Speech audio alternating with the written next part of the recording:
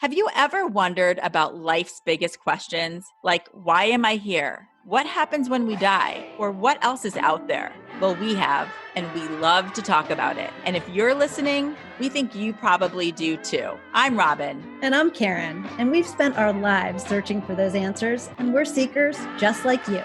We'll be talking to some of the most fascinating spiritual teachers, healers, and scientists, and showing you how you can use some of their spiritual practices for yourself. We'll also be sharing stories of other seekers to motivate you to live your fullest life. And we'll be translating it all, so the spiritual stuff won't feel so out there. So if you're curious, get ready to rediscover why we're here together. Hello, fellow seekers. It's Robyn. And Karen. And we are so excited because we launched our YouTube channel and we've received such incredible feedback. We'd already started a podcast ahead of the launch of the YouTube series. And the very first episode talks a little bit about how Robyn and I met, how we started our own seeker's journey, and how we came together. Yeah, and it also talks about how we found our purpose. And what we would love for you to do, and what we hope, is that it inspires you to start thinking about your purpose and why you are really here. So take a listen. I'm Robyn. And I'm Karen. And this is our first podcast. We are so excited. We want to share the real motivation behind our series. That's right, Robyn. We are two soul sisters who have a big dream for a TV show. And we want the show and this podcast to explore different spiritual practices to help you transform your life and help you find your life's purpose. But we also want to tell you how we got here. We're two chicks who started off on very different paths and came together to live our life's purpose. So Robyn, why don't you start? Okay, so who am I? I was born in Brooklyn before it was cool. And I like to call myself a pizza bagel because I'm half Italian and half Jewish. I grew up in an apartment in Bay Ridge, Brooklyn with my sister, my mom, and my dad. And when I was around 9, I moved to a suburb of Chicago, and it was very different. I mean, I left this very Italian neighborhood with my grandparents living nearby and, all of us living in, a pretty small apartment. Mm-hmm. And my dad got a job transfer and we moved to this really beautiful suburb of Chicago. It's just such a different lifestyle, totally different. Right? Yeah. Before, I was playing on the sidewalk and we'd have to walk down to a park.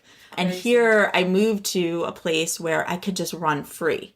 And I think everybody likes something different. To me, it was really one of the most freeing things to experience at a young age. Right. And within a few years of living there, my father actually died suddenly of a heart attack when he was 41 years old.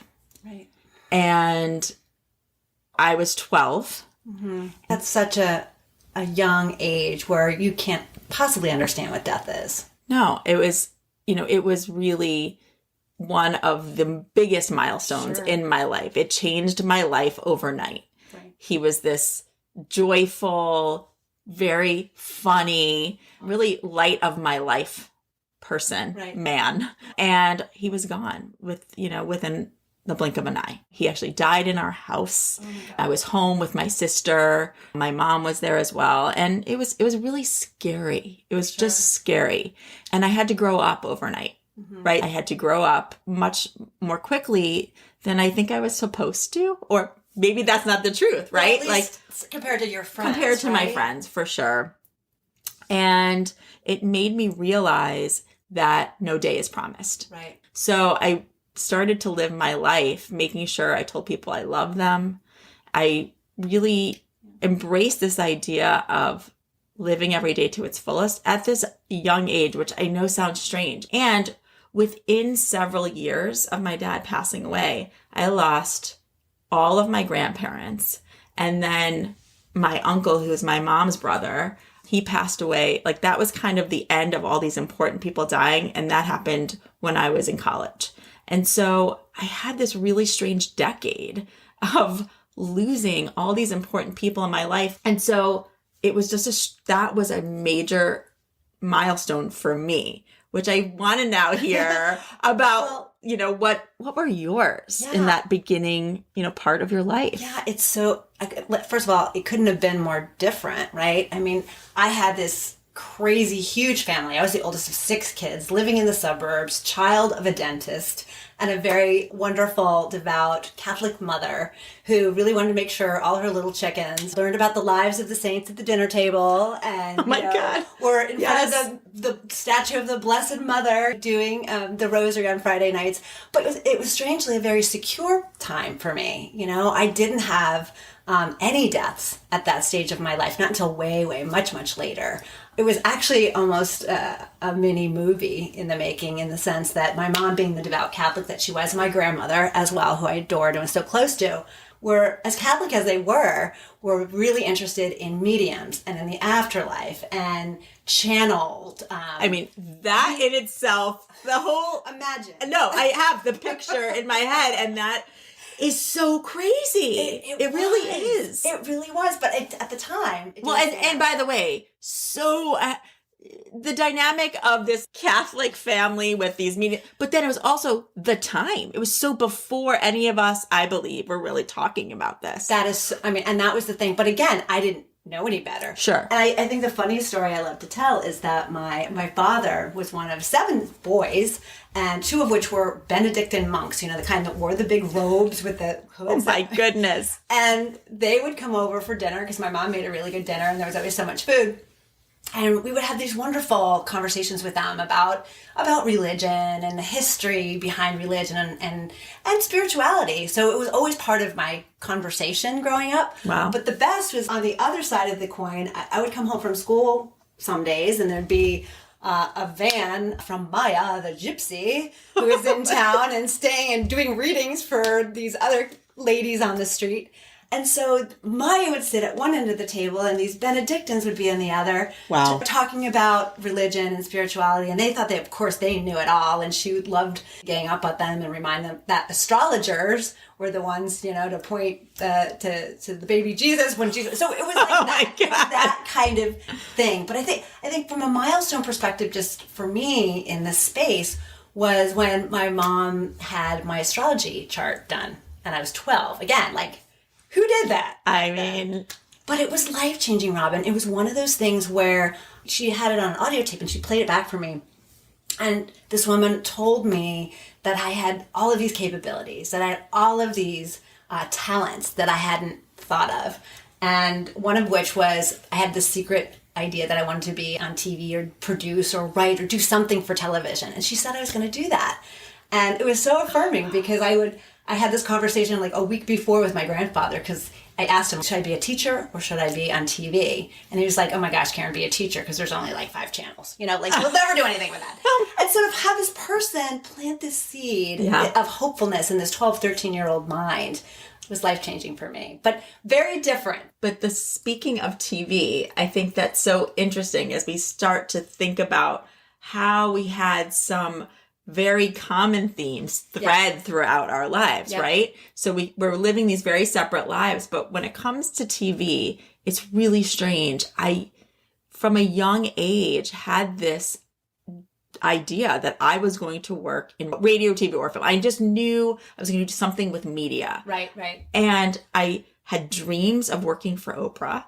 That's crazy. Which is crazy. I had these vivid dreams. I had a picture of what her office was going to look like. Wow. And that I was going to be presenting to her. And now, granted, I'm from Chicago. Oprah is our queen. And so I grew up watching her all the time. So I'm sure many of us from Chicago and around the world really had a dream of working for her. But to visualize it. But I very much felt what it would be like to be there. It was that vivid, right? And at the same time, I was in high school and then college, and I was very driven to stay on course to work in television. And at the time, there was no internet. Right? See, all of this, we were trying to visualize our lives ahead. Yes. But half this stuff wasn't even invented. It wasn't even around. So that dream turned into a reality. There ends up being a position open to help start Oprah.com. They're looking for someone who had television and experience on the internet. And at the time, that was hard to find. Sure. But I had actually helped launch the first on-air online channel called Noggin, which was a partnership of Nickelodeon and PBS. Right. And so I actually had that. And when I saw that, I'm like, that is going to be my job. I really knew in my heart that was where I was supposed to be. So great. And I got the job. Wow. And what was incredible is that when we started, it actually was just a marketing site. Mm-hmm. I don't think anyone had an idea that we could make money Right. using the internet. And within a year, we actually became a business. Wow. And we also then became the 24/7 home for all things Oprah. And I don't think anyone imagined that that's what we would become. And we really did. We were the home to the show. We were home to the magazine. We were home to her philanthropy. Wow. We were the home to the radio. Wow. And I had this opportunity to work with some of the most brilliant thought leaders of our time. It's really been one of the major honors of my life. And so I think it's so interesting that you had this woman tell you something, and I had this just ingrained in me that I had to follow this path to work in TV, not knowing there was such a thing as the internet. And then it all came together, and my dream for working for Oprah. So Wow. that's a milestone. That was my milestone. But I mean, it is amazing to kind of see how having that kind of vision played out, and you had the vision. I had a little seed planted, but it's just amazing to see how that just blossomed into something so amazing for you. I mean, for me, I started in TV too. I did actually follow that dream, which is great. But I was a little bit more trepidatious. I didn't have that vision so much. I don't think I had that confidence that you might have had to follow the dream. But I did start working in a little TV studio, which was owned by the Catholic Church, of course. Oh my God! That's what I know. I love this. Yes. So, but I loved the job. It was a tiny job that built my confidence. But I also felt like I really needed to have an identity. So I got married very young, had a baby very young, and then my husband walked out on us while my baby daughter was about a year old. Wow. So I had to pack up and move back home and really start my life over as a single mom, which was kind of like my worst fear. I didn't want my life to be that way, but it was a worthy challenge that helped me develop a great relationship with my daughter, even to today, but also made me a stronger, I think, person. And absolutely. And I let go. At the minute I started to kind of let go of the fear, I think that's when the joy came back into my life. And I met my now wonderful husband and got pregnant with my son. But then a little bit of a roller coaster ride came. So my kind of time that you had very young was sort of like my young middle life crisis. Yeah. Because I had a really difficult time delivering my son. I almost actually died at that, which was scary not only for me, but for the whole family. Yes. But managed to get through that just fine. And then 6 months later, my son Graham was diagnosed with cancer. So we went through a lot of touch and go with him over the course of a couple years. But he thankfully got better. But then my closest sister died of suicide. So that was totally unforeseen in our family. And it was devastating to all of us, obviously.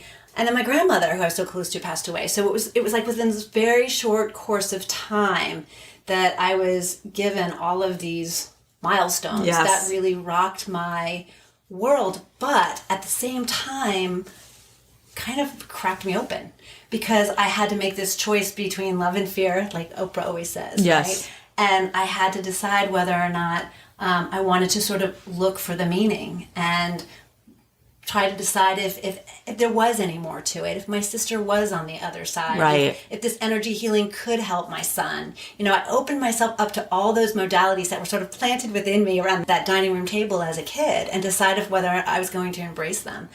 And I found that once I did that, my life completely changed. And my quest for learning more and learning about what that purpose really meant began. Wow. I can understand and relate to how that does. And as I think about that time period in my life where I lost all of those people, I think I became a bit numb to grief, even though I went through therapy and I really accepted what happened and moved along. I had my uncle who ended up taking over as the father figure in my life. So that part of my life felt okay. Right. Although I never got to say goodbye to my dad. I would think about what would he think about what I'm doing? What would he say?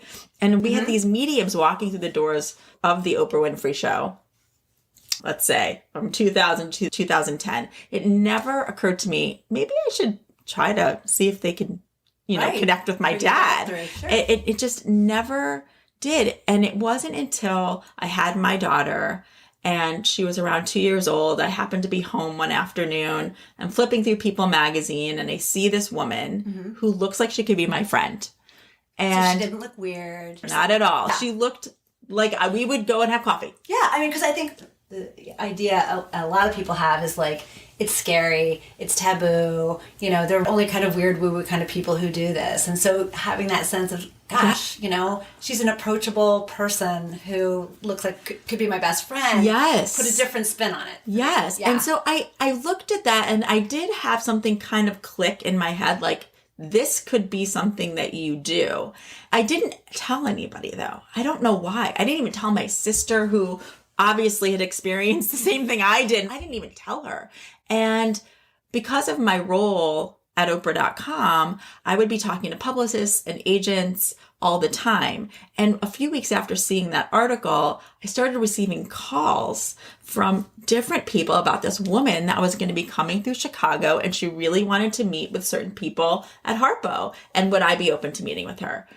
And this woman ended up being Rebecca Rosen, who's the woman who is in that People magazine article, who's a medium. It's crazy. It's serendipity. It was. And, she knew nothing about what had happened in my life. I know that. There was no way at that time to see any of it.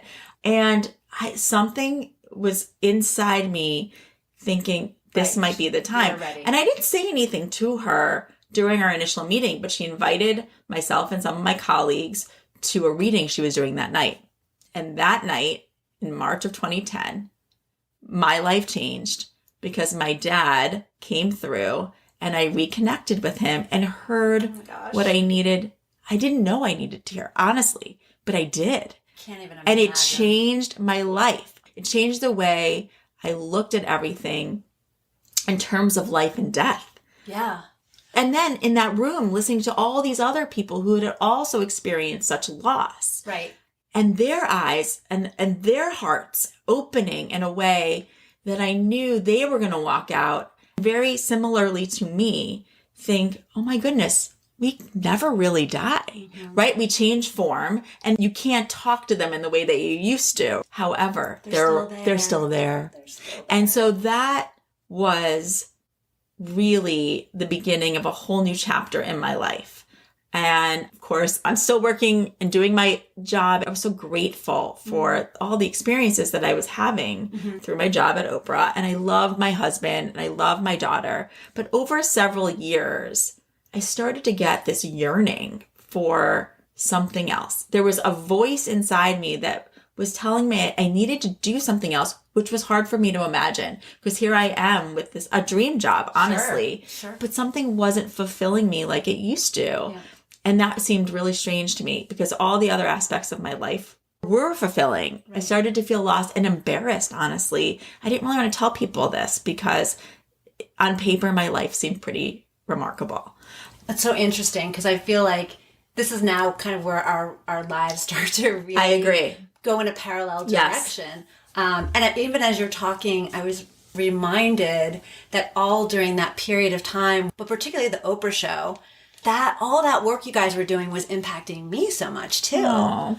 I just was realizing that, like, I'm watching that show. I'm being inspired by all of those people on that show to continue. Those still kept those seeds growing in me. Oh, yes. So there's that. Yes. I literally just was thinking of that, how interesting that even as you're going down your path, you are impacting mine, obviously, in so many, but me in particular, to be able to keep moving. I mean, like being in a hospital bed literally and watching, that show from there and being able to move forward with that hope that, because Graham was getting energy healing. Like we were, wow. we were really doing my goodness, all that Karen. stuff at the time. So that was an amazing thing. But I think I finally got to the point in my career, I think, where you were as well. I think what happens is something comes into your life. Like these experiences are the things that trigger you to wonder, what is my life purpose? It's the thing that touches your heart so much that you just know that you've got to do what you came here to do. Everything in my life was great too. But I got to the point where I was getting near 50. I'd been doing great jobs, but I wasn't fulfilled. I was earning a paycheck. That's what I was doing most days. And I wasn't giving my best back because it wasn't my purpose. I wasn't giving my heart back to my work. I was just working. Yeah. You know? And so I'm sure, like most people who hit 50, you do that thing like, oh my God, how much time do I have left? And I better get started doing what I'm really here for. Yeah. Right? So I made the choice with my husband, of course, to make the leap to go to Discovery, because I had this idea with all this stuff, with all these experiences that I had. Wouldn't it be so cool if we could create this mind, body, spirit network, bring all these energy healers, bring all of these mediums, bring all of these astrologers together and more, and teach people that they have capabilities within themselves to find their purpose. And they have these modalities that they can use to discover who they really, really, really are. So I made the decision to pack up my truck and go and move to Silver Spring, Maryland, and take on this job at Discovery in the hopes that this network could somehow come to life. And that's where you and I then started to really be on the same path. Yes, it is. I would say for me that for so long, I knew my purpose. I did everything that I kind of set out to do. Right. I wanted to work for Oprah, and I did. I wanted to help change people's lives, and I feel like I was a part of that in some way. Yeah. And I still wanted to continue with helping change people's lives. I just knew I had to make a shift in terms of what I was actually doing on a daily basis. Mm-hmm. So I set out on my own spiritual journey. And for me, that entailed talking to my friend who's a medium. I was very conscious of her time. So I didn't ever want to take advantage of her. And I made an appointment to talk to her on April 25th of 2018. And actually my sister was going to come along with me because we were both looking for some guidance in our lives. Right. And that week, actually leading up to it, was my birthday week. What better time? Exactly. Right? And so I was going to a party during my birthday weekend, and we didn't know what to expect when we got there. And there was a psychic that was at this party, and she didn't know anything about us, but everybody was going to get 15 minutes with her. And so I had my time with her, and she said to me, you do something really rare, and you've been really successful at this, but you're going to do something that is completely in line with your soul's purpose.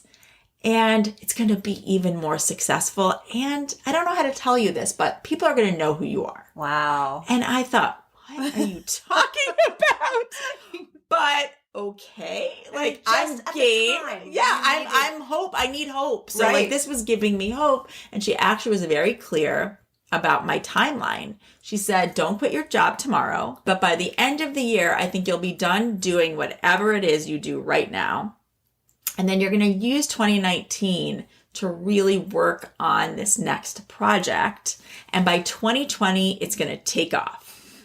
I really was in awe because here I was walking to a dinner party just to drink and have some fun. I'm working with you on a day-to-day basis. I have no idea you're going off on your own. Right. You had no idea. Right. And so, but inside it was like, oh my gosh, I'm getting some validation that there is some change and that I'm not completely nuts for wanting to change what I'm doing. It's coming from somewhere really outside of myself. That's right. You know? Yeah. And then several days later, I had my appointment with my friend Lisa. And as soon as I walked in, she said, what are you working on? And I said, I don't know. And that's why I'm here. Please help me. And she really did. She had no idea. She had no idea. No, she just, at that time, she just thought I still had my job at Oprah, and which I did, but she had no idea what was brewing. Right. And we kind of spent the whole session talking about many things, but she came back to, what are you working on right now? And I said, well, I actually just decided that I'm going to write this article about the night a medium changed my life. And she said, that's it. That article is going to lead to so many other things in your life, including books or a TV show. Wow. And she said, and you're a medium. What? And I said, Whoa. now it's like we've gone to crazy land. Yeah. Because you're the medium and you're awesome. But like, Wow. I don't know what you're talking about. That's way much more than you expected. It was. of It course. was. And she Wow. said, now please trust me. I need you to take a class, do something where you pursue this. Because if you're going to write about it, at least you'll have a better understanding. But I think you're going to find that you know how to do this. Wow. And I walked out of that session with such hope.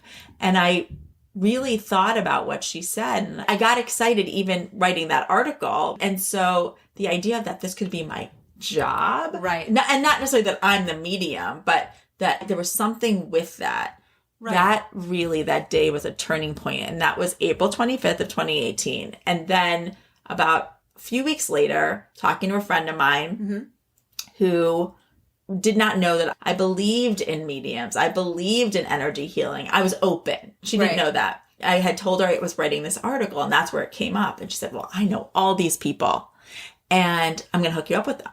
Okay. And so then I was hooked up with this shaman who I really just wanted to understand what she did. Right. It was shocking to me that this beautiful woman sitting across from me was a shaman. I had somehow pictured a Native American man Exactly. who was going to take me through the desert. And that's cool too. This was Yeah. just completely different. Wow. And in the middle of our conversation, she said, let's talk about you.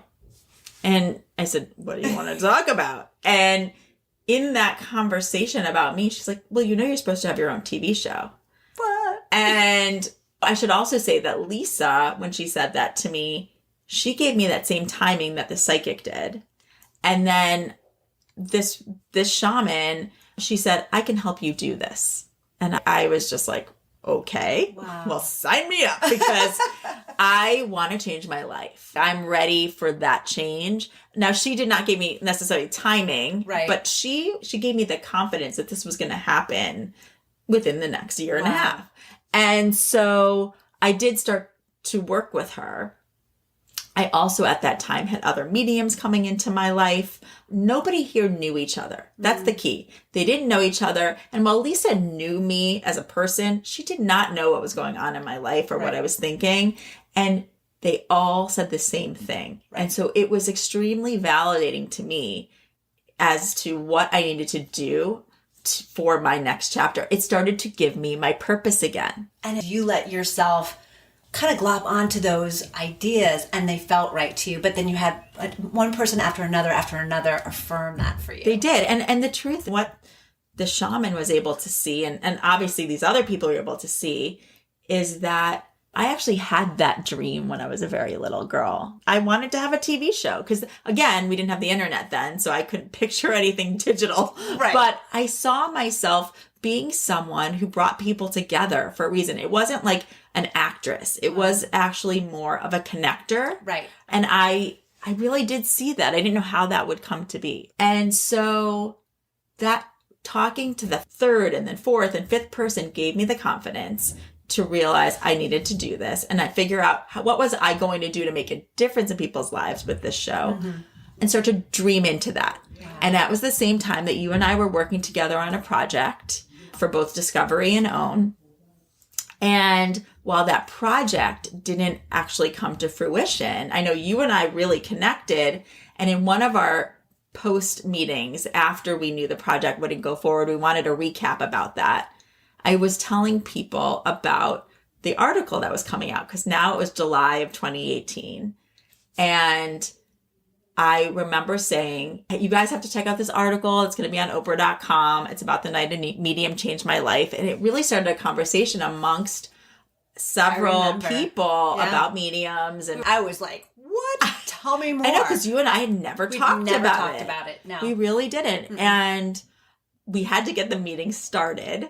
So I said, we have to get going on this meeting, but don't worry about it because we're going to talk about it on my show. I know. And everybody looked at me. I couldn't even believe what came out of my mouth because here I am, a full-time employee of OWN. And I said that, right? Like, what show are you talking about, girl? And I think that was on the faces of everyone, but we just kind of kept going. And then you called me after. I did. And you said, what are you talking about? And we connected about our spiritual journeys. And you said, well, let's do this together. It was magic for me when I heard you say that, because I was so disappointed that this idea, this project, and I said, oh, this is why I'm here. This is what I'm supposed to be doing. And I get to work with all these amazing people from OWN. That was that dream come true for me. And when, the dream come true doesn't come true. Right. I was really at that point where I didn't know what I was going to do next. I didn't know what my purpose was anymore either. And when you made that comment, it was like a light went off in my mind. And which also gave me the courage to call you to push that conversation, and the courage to tell you I had my dream. So if you hadn't said what you said, that courage, I wouldn't have been able to share that with you. So it was just such a magical moment. And I think you and I believe that was meant to be, right? We unlocked things for each other. For sure. Which I also want people to know that you had shared with me the deck that you put together. Yeah, this big presentation. I was going to be so ready for when... And you were so ahead of your time. And so I was reviewing the deck so that we could then start to figure out, well, how do we really make this happen? Mm-hmm. And I have signs for my dad that really validate to me that he's around. Right. And my signs are his initials, which were RAM. So every time I see Ram, it's usually at the exact right time. And then there's cardinals. Mm-hmm. And the number is 1117, because that is his birthday. And that number has always just played a role because it doesn't come up that often. Mm-hmm. It's special. Right. And I even actually named my production company 1117 Productions. Right. And so when I went and I'm looking at this presentation, mm-hmm. and I go to save it on my desktop, I look at the numbers, and the numbers are 1117. Right. And it was 1117 _ 2015. So it was the date that I had created and saved it. And what I have to say too is so funny. So there were so many versions of that file I could have sent you. I must have had 40 of them. Oh my No kidding. God. And I remember it's like, okay, well, I think that was maybe, and it didn't matter at the time, right? It was just like, let's just show her some ideas. Yes. So the fact that... Well, and I stared at it. I started crying. I saved it, but I started crying, and I called you. I remember. Because I just was in awe. I was in awe because that was so meant to be. And that, like, I really was able to see in that moment, and there have been many since, that my dad and I somehow planned this. Mm-hmm. Like, there was a purpose to him leaving and to me losing my father so early. And there was a purpose. And that purpose is to help others awaken to what they can't see. That's right. And that, in that moment, I thought, I have a partner in this. I know. And I felt the same way. And I think when we look back, what we realize is if that project had gone through, it would have been great. I mean, it would have been so fun to work on. But you probably went off and done your own thing anyway. And I would have been sort of stuck on the same path that I was on. And now we have this opportunity to create and launch something that we envision. Yes. That it's our perfect vision of what this show and hopefully larger platform can ultimately be. And that is where you all come in. Yes. Because we can't do this without you. We want to know what kinds of topics, what kinds of stories do you want to hear? Because this show that we're putting together is really meant to help transform people's lives and get you in touch with why you're really here. Exactly. I mean, we've both been at those crossroads. We've both had these milestone moments in our lives that have had us really seriously question why we're here. Yeah. And we're really excited about this idea of having a place, a show that just launches those conversations and that does show you that these modalities can make such a difference in your life. Yeah, and we have collected, of course, our own ideas of what we want to start to cover, right. And introduce and explore. Yep. Because there may be some of these modalities that you've heard of and others that you haven't. And there's probably things we don't know about. Right. So we would love to hear from you. Please go to seekingwithrobyn.com or find me on social. But Seeking with Robyn is the name of the show. Idea, yes. So all that information will be up there on the website. But like I said, anything that you want to share with us, any ideas, any major experiences that you've had. Share those with us because we would love to hear about those too. We do. And we hope that this first episode helped you understand who we are, why we're doing what we're doing. Exactly. And we hope it's started to make you think about the milestones in your own life. And we think that's important because as you listen to more of these episodes, as we start to put together this show, it's going to be really important that you start to think about those milestones and what role have they played in your life. Right. So that you can then start to figure out if you're feeling lost, let's find your purpose. Why are you here? We hope that this show, this TV show, this podcast will inspire you to really get to the core of why you're here. And then we want to hear about it. Oh, I love that. You couldn't have said it better, Rob.